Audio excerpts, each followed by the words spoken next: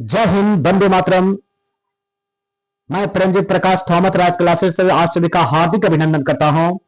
आज सीटेट का तीसरा क्लास लेके आए हैं। बाल विकास से बुद्धि के सिद्धांत के बारे में बताएंगे। एक दो प्रश्न इस बुद्धि के सिद्धांत से, 2 से 3 प्रश्न सभी सीटेट परीक्षा में जरूर आते हैं। कभी 2 बार, कभी एक भी पूछ सकते हैं, कभी कभी कभी 2 क्वेश्चन पूछ देते हैं इससे, कभी 3 क्वेश्चन पूछ देते हैं। बहुत महत्वपूर्ण आता है। चलिए आइए आइए इस पोस्ट में जानेंगे कि बुद्धि के सिद्धांत, theory of intelligence not in Hindi, मतलब कि यह बुद्धि के सिद्धांत को हिंदी अर्थ में क्या है, जिसके अंतर्गत गार्डनर ने बहुबुद्धि सिद्धांत, रॉबर्ट एवं रॉबर्ट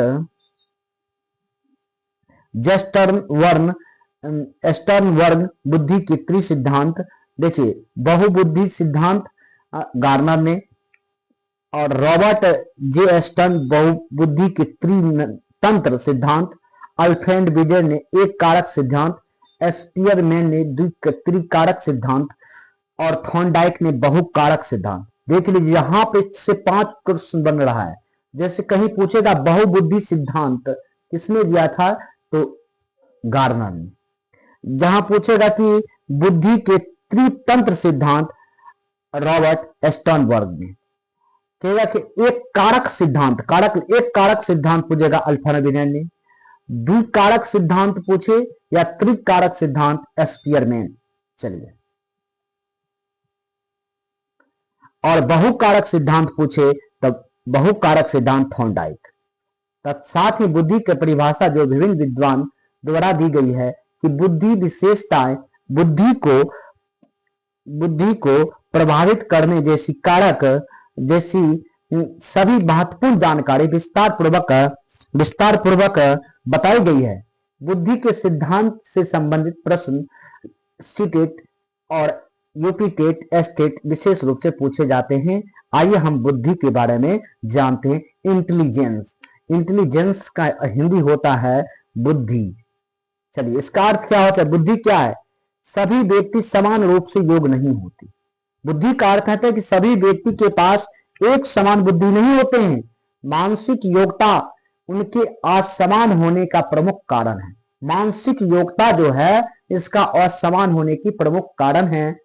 जैसे कई बालक प्रतिभाशाली होते हैं, कुछ सामान्य, कुछ मंद बुद्धि के होते हैं।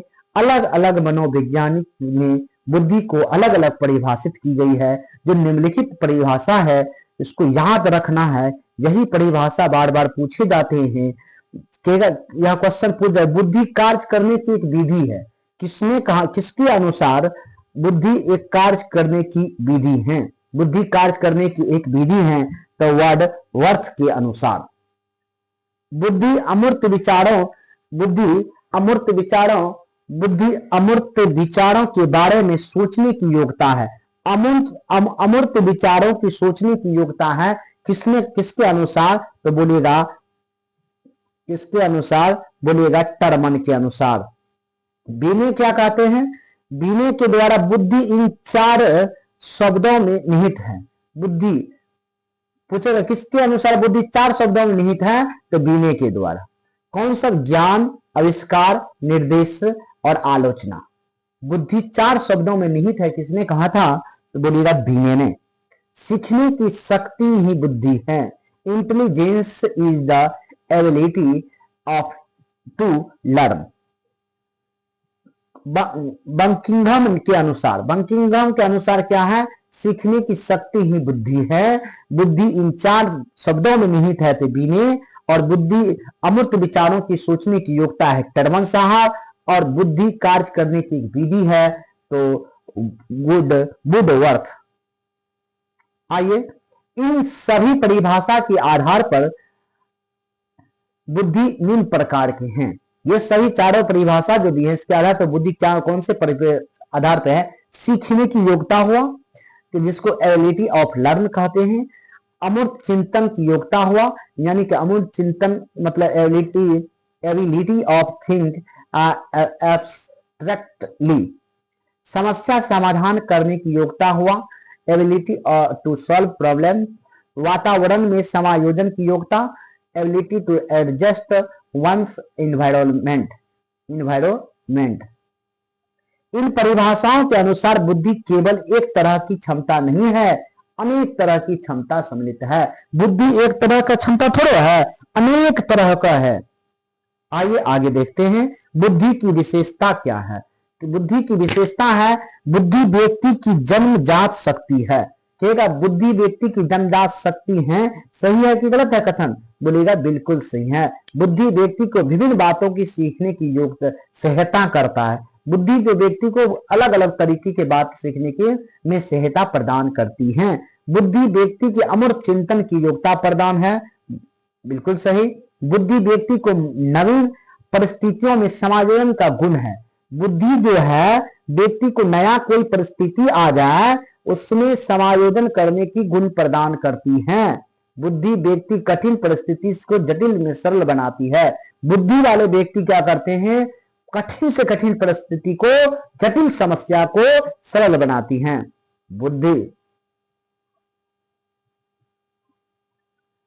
बुद्धि व्यक्ति के अनुसार व्यक्ति को अपने अनुभव से लाभ उठाने की क्षमता है।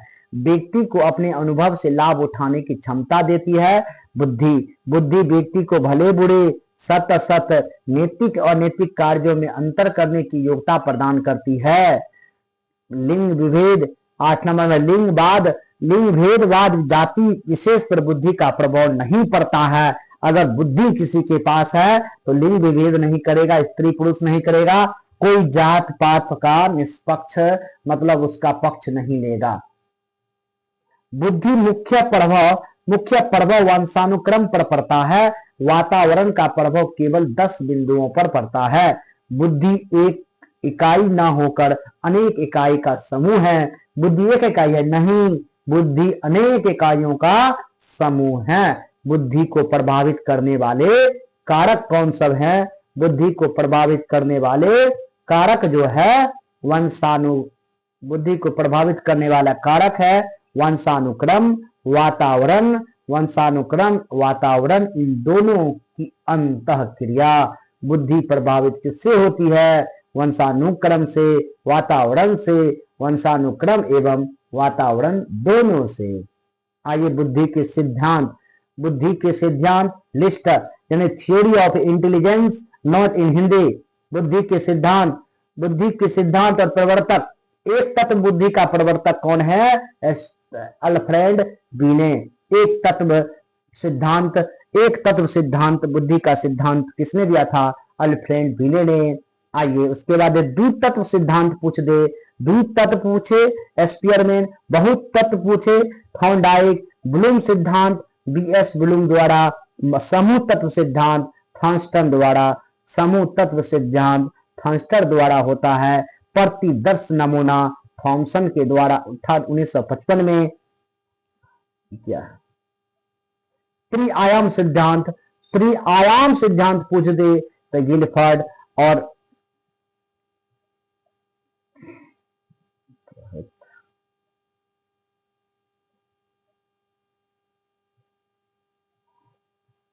केटल एवं हॉर्न का बुद्धि सिद्धांत केटल हॉर्न। पदानुक्रम एवं कर्मिक महत्व सिद्धांत वर्ट एवं वर्णन। त्रिचिपिया या त्रिघटकीय सिद्धांत स्टर्नबर्ग।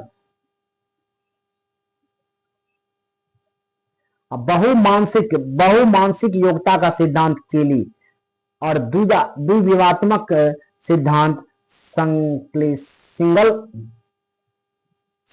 सिगल गटमैन। धारा वह प्रवाह का सिद्धांत केटल। संकाय सिद्धांत रीड के द्वारा। सूचना संसाधन सिद्धांत स्टर्नबर्ग। लेवल 1 लेवल 2 का सिद्धांत जॉनसन के द्वारा। और बुद्धि का ख सिद्धांत, ये भी मार लीजिएगा, लेवल 1 और लेवल और क ये सबको भी मारिएगा तो हैव के द्वारा। आइए बुद्धि के सिद्धांत के बारे में जानते हैं। विभिन्न देशों में मनोवैज्ञानिक इस बात पर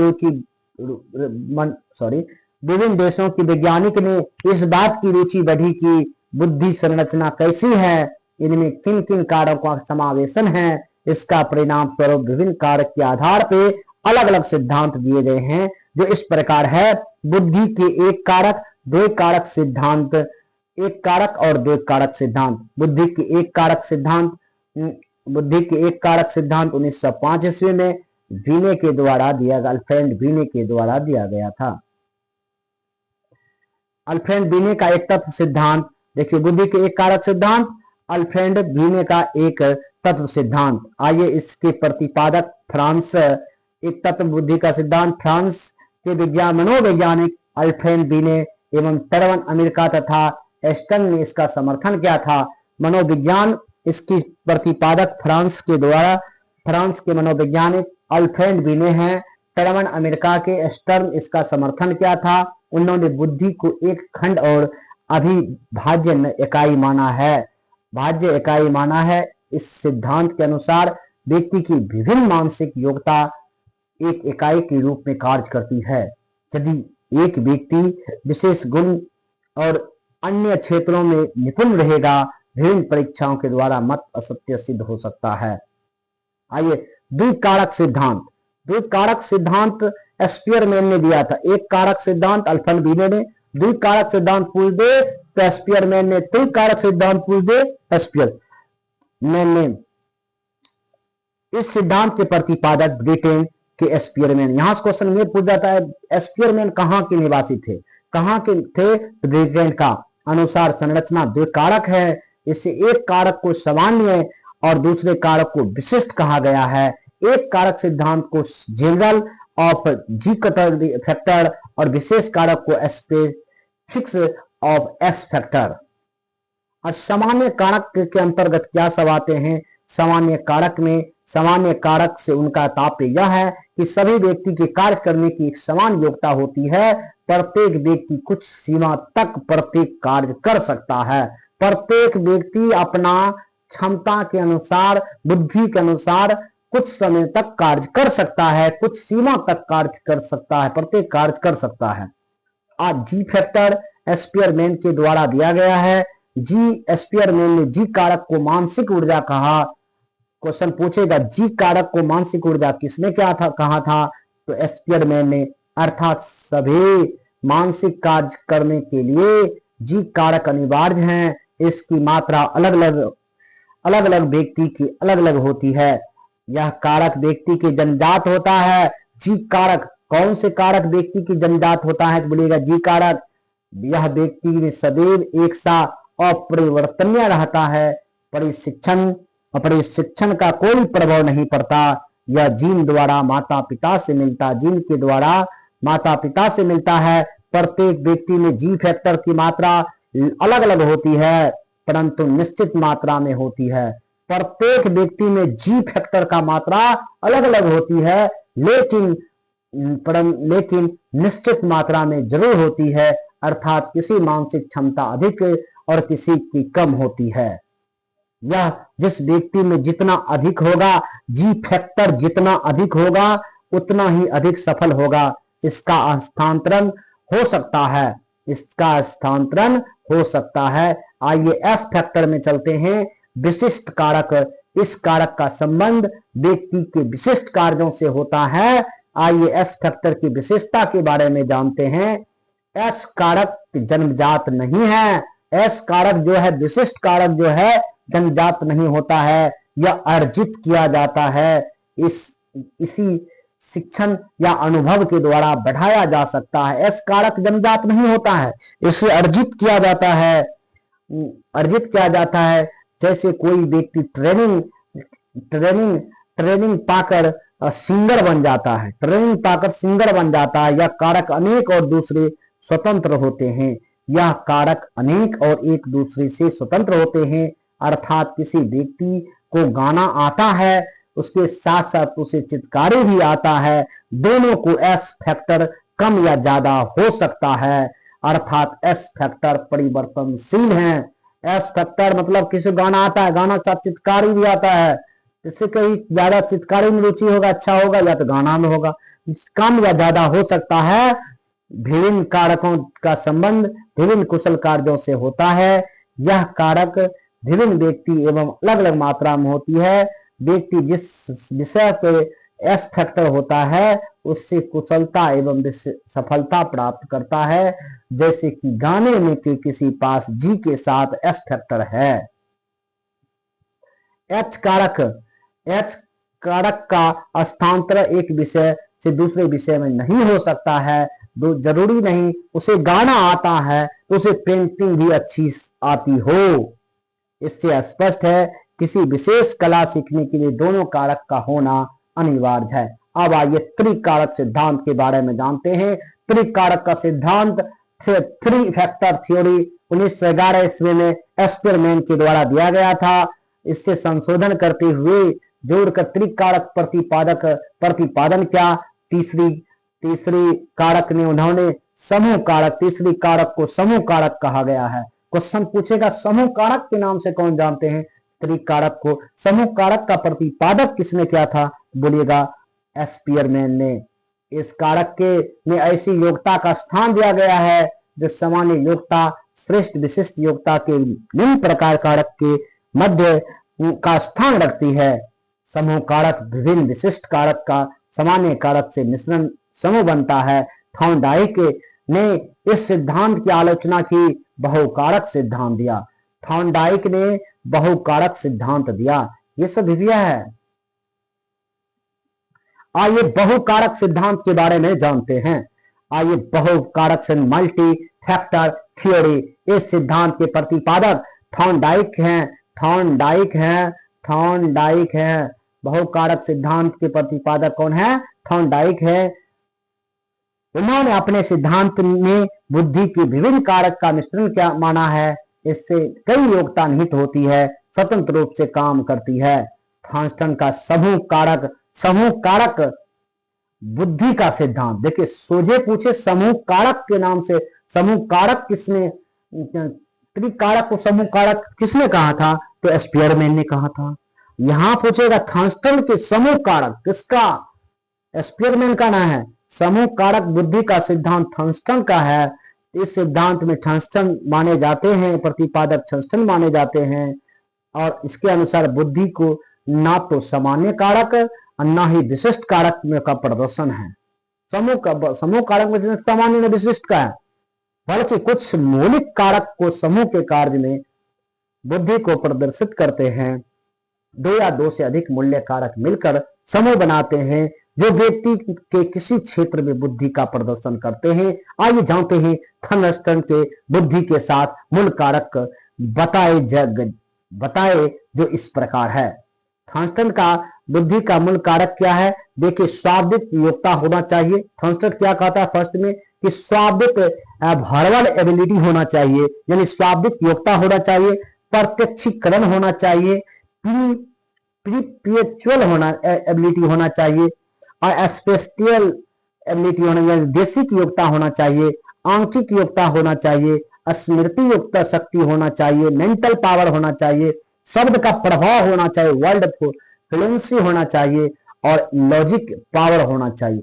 ये सब है थॉर्स्टन की बुद्धि का मूल कारक हैं। क्वेश्चन पूछेगा कि थॉर्स्टन के मूल बुद्धि का मूल कारक कौन नहीं है? इसमें 7 में से कोई एक दूसरा रहेगा। वो कौन है, कौन सब है? बोलेगा शाब्दिक योग्यता, प्रत्यक्षीकरण की योग्यता, बेसिक योग्यता, आंकिक योग्यता और स्मृति, शब्द और तर्क शक्ति। उन्होंने बताया बुद्धि कई प्रकार की योग्यता का मिश्रण है। किसने कहा था बुद्धि कई प्रकार की योग्यता का मिश्रण है? तो बोलिएगा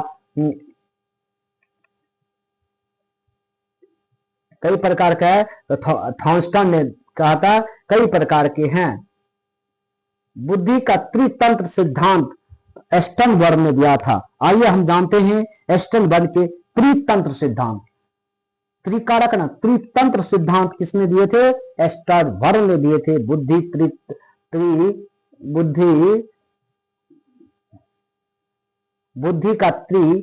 बुद्धि का त्रितंत्र सिद्धांत के प्रतिपादक रॉबर्ट जे एस्टनबर्ग ने 1950 ईस्वी में उन्होंने मानव बुद्धि का प्रकार किया। उन्होंने मानव आईक्यू की चुनौती देते हुए कहा जरूरी नहीं जिस व्यक्ति के आईक्यू लेवल कम हो वह अपने जीवन में सफल नहीं हो सकता। ऐसा नहीं है जिसका मन बुद्धि का है जो व्यक्ति कभी सफल नहीं हो सकता, ऐसा जरूरी नहीं है।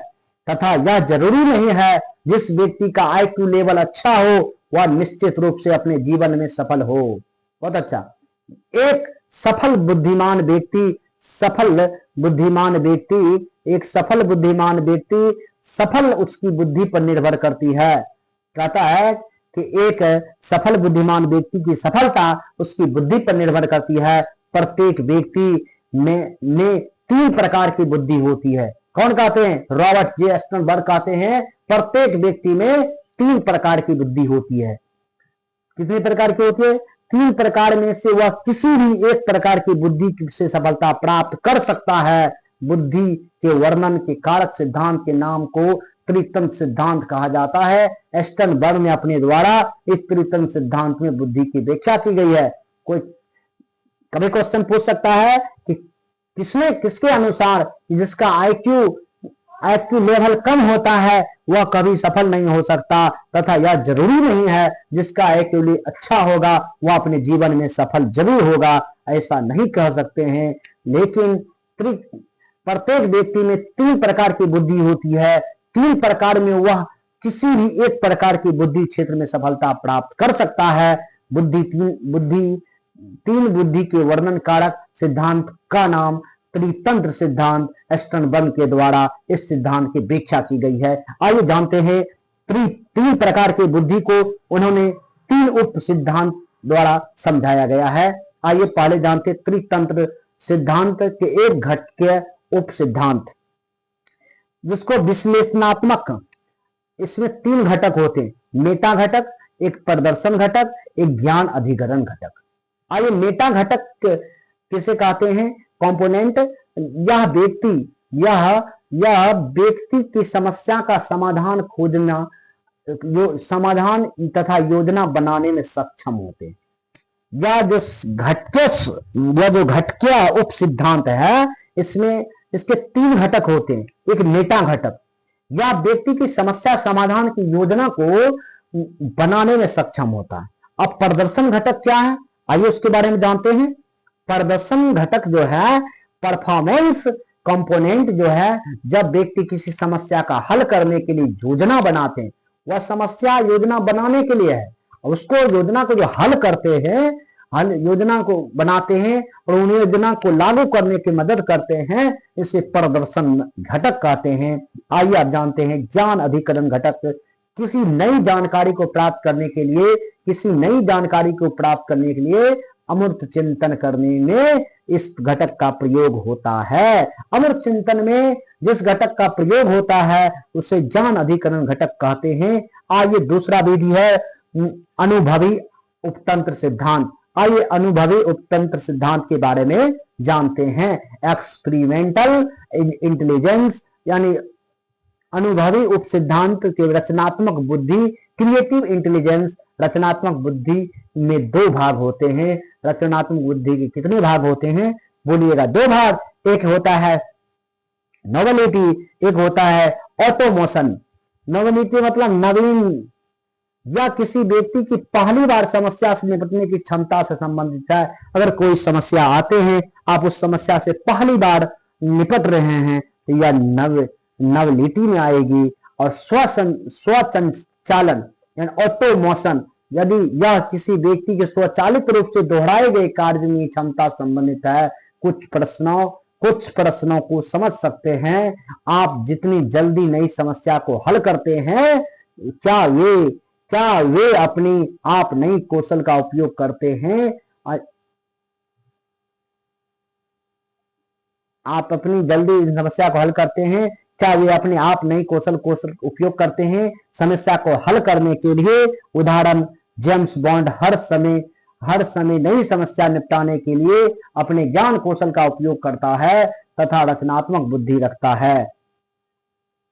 आइए संदर्भात्मक उपसिद्धांत व्यवहारिक बुद्धि के द्वारा आइए जानते हैं। संदर्भात्मक उपसिद्धांत व्यवहारिक बुद्धि। प्रैक्टिकल इंटेलिजेंस, व्यवहारिक बुद्धि के 3 भाग होते हैं। आइए अनुकूलन, चयन और आकार देना। अनुकूलन किसे कहते हैं?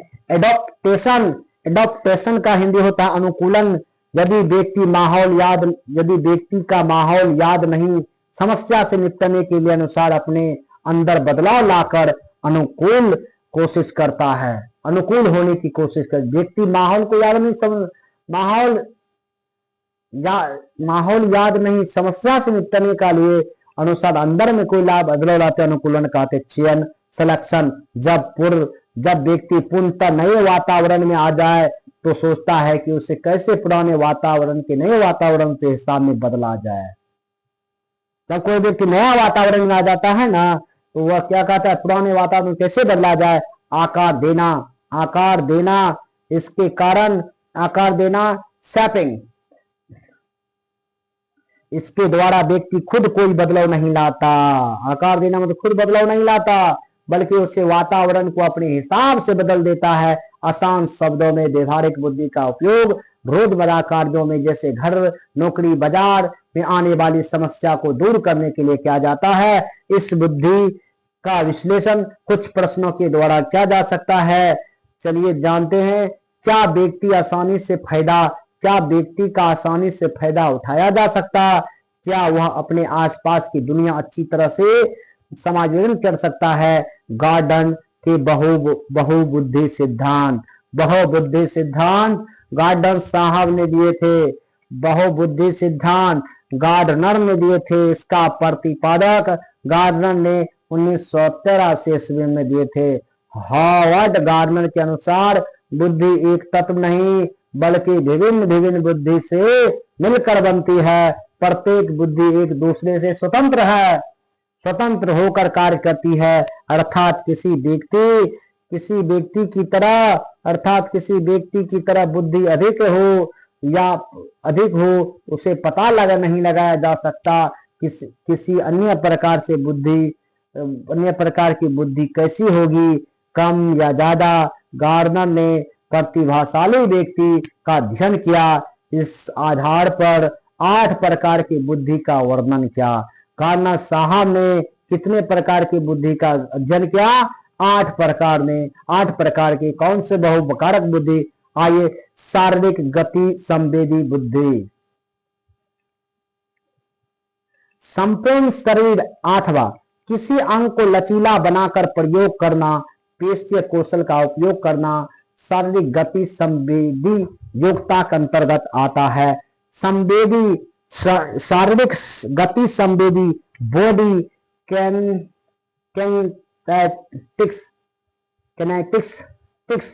इंटेलिजेंस, यानी शारीरिक गति संवेदी का एग्जाम्पल है खिलाड़ी कौन से गति करते हैं, शारीरिक गति संवेदी, नृतक, जिम्नास्टिक, शल्य चिकित्सा, धावक।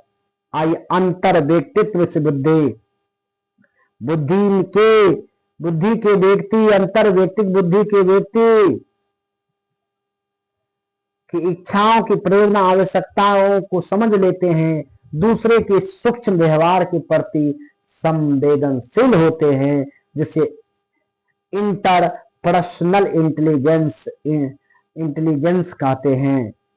मनोवैज्ञानिक करते हैं, सामाजिक कार्यकर्ता करते हैं, अंतर व्यक्तिक बुद्धि धार्मिक नेता करते हैं, परामर्श देने वाले। आइए, इंट्रापर्सनल अंतः व्यक्ति, ऐसे व्यक्ति जो गहरी सोच रखते हैं, अपनी निजी भावना, अभिप्रेरणाओं की इच्छा को जानकर उस ज्ञान को दूसरे व्यक्ति के साथ अंतःक्रिया करते हैं, जैसे दार्शनिक, जैसे साइकोथेरिस्ट, डिजाइन प्लानर, भाषागत बुद्धि। ऐसे व्यक्ति को भाषा तथा शब्दों का बहुत ज्ञान होता है, जिन्हें भाषा सीखना, अन्य भाषाओं के साथ प्रयोग करना बहुत अच्छी तरह से आता है, जैसे कवि और लेखक। भाषागत बुद्धि है। तार्किक बुद्धि, ऐसे व्यक्ति में तर्क करने की क्षमता हो, समस्या समाधान करने की क्षमता हो, वैज्ञानिक चिंतन का गुण हो। वैज्ञानिक और नोबेल पुरस्कार वाले ऐसे होते हैं। मैथमेटिक्स, फाइनेंशियल, ये सब तार्किक बुद्धि के अंतर्गत आते हैं। आइए देशिक बुद्धि के बारे में जानते हैं। देशिक बुद्धि के बारे में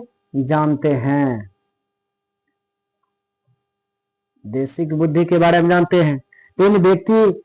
का झुकाव संगीत में होता है, इन्हें लय संगीतात्मक बुद्धि, देसिक बुद्धि। ऐसे व्यक्ति जिसके स्थानीय आयाम को याद रखने की क्षमता और कार्य, ऐसे व्यक्ति की सरलता कुछ मस्तिष्क में रख देते हैं। विमान चालक, चित्रकार, नाविक, साज सज्जा, विशेषकर इन लोगों के लिए देसिक बुद्धि कार्य करते हैं। संगीतात्मक बुद्धि, इन व्यक्तियों की झुकाव संगीत में होता है, लय सुर ताल का बहुत अच्छा ज्ञान होता है, इनमें संगीत का सही उपयोग क्षमता होती है, जिसे संगीतकार और गायक करते हैं। 8वां नंबर बुद्धि है प्राकृतिकवादी बुद्धि वाले व्यक्ति। प्राकृतिक बुद्धि वाले व्यक्ति संवेदनशील होते हैं, इन्हें प्रकृति के साथ रहना, पेड़ पौधों एवं जानवरों की देख रेख में रुचि होती है, जैसे वनस्पति, वातावरण विशेषज्ञ, वेटनरी डॉक्टर्स, ये सब होते हैं। बुद्धि की सिद्धांत यही हुआ। वीडियो अच्छा लगा होगा तो लाइक कीजिएगा और ज्यादा से ज्यादा शेयर कीजिएगा, कमेंट कीजिएगा। अगर वीडियो अच्छा लगेगा तो बोलिएगा अच्छा लगता है। यह वीडियो जरूर सीटेट परीक्षा में कारगर है। 1, 2, 3 प्रश्न से जरूर आते हैं। आप इसको बार बार देखिएगा, जरूर फायदा होगा। देखने के बाद रिवाइज हो जाएगा। रिवाइज 2-4 बार देखिएगा, आपको 2-3 प्रश्न CDP यानी बाल विकास में जरूर मिल जाएगा। जय हिंद, जय भारत, वंदे मातरम।